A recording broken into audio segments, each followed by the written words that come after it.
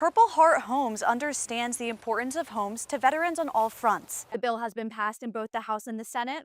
All that's left is a signature from Governor Josh Stein. Staying out in the heat without proper hydration can lead to heat illnesses, and it's important to recognize when symptoms might be starting and when they become serious. People are trying to relocate and there is more rain to come, which is a big concern for the area. Their target date is to launch in July, and if all goes well with the pilot program, they might expand to other neighborhoods. Whether behind the desk or on the floor, student journalists have had the opportunity to learn in a professional setting. Yes, it was. We talked about so much. The first thing we talked about was just your back to school physicals. You can be getting it for a sports appointment, or you can just be getting it because you need those forms filled out. And one other thing in the Uptown area we want you to be aware of is that there is a blocked road on East 4th Street between Queens Road and Charlottetown Ave. Now, if you're coming that way, we recommend you take Elizabeth Ave instead. It's hot outside, Tara. Yeah, first off, you're brave for even running in the morning because I could not handle that.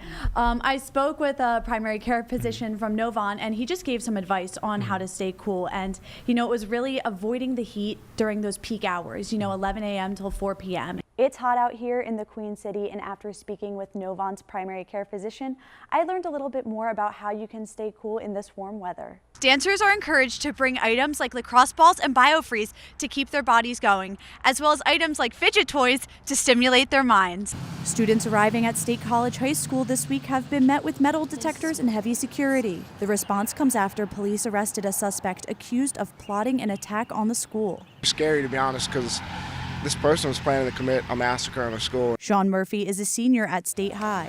He found out about the arrest from an email over the weekend. The suspect, 20-year-old Braden Phillips, graduated from the school a few years ago. He's charged with conspiracy to commit murder and is being held without bail. The alleged plan involved placing bombs in the school's bathrooms and targeting victims based on a hit list.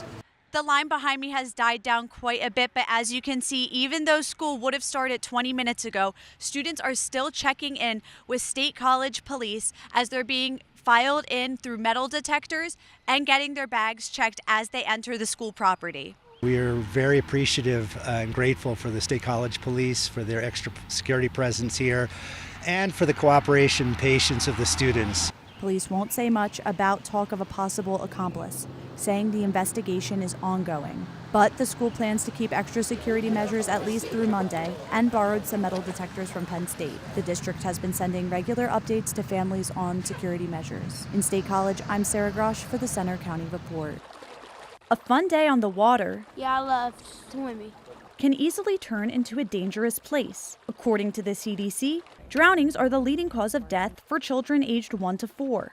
YMCA Aquatic Director Amy Guy says water safety is for everyone. Drownings are silent. They are quick. They go undetected. It's not like the movies. It's not a wave. It's not a cry for help. It's not loud.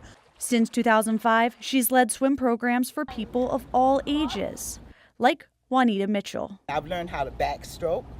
I don't have to go to the ladder to get out of the pool. I can climb out of this pool by climbing up on this wall. She says the YMCA's classes have made her a stronger swimmer, something Guy says is crucial during the summer season, as is knowing what to do in an emergency.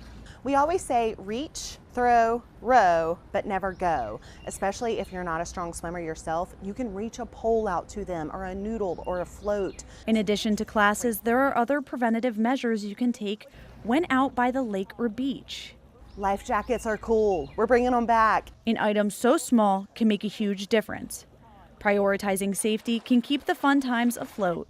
And while there's a lot to remember as far as safety goes, it's also important to have some fun this summer in the water. In North Charlotte, I'm Sarah Grosch, WCNC Charlotte.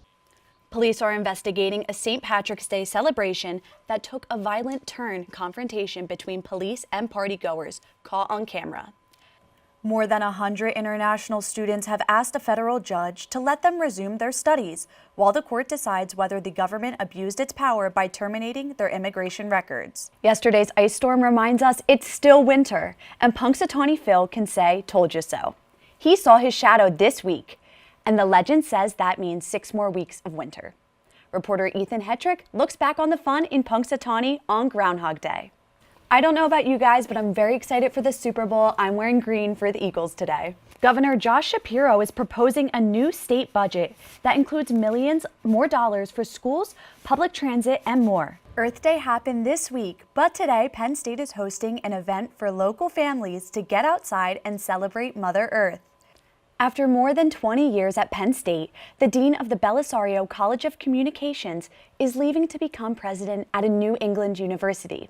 I think Pearl is just absolutely adorable. Stingrays are my favorite animal, but Sarah, what would you have called it? I think Bubbles would be a cute name for a baby stingray. That's all for today's newscast. We hope you'll join us next Friday for our next local news update.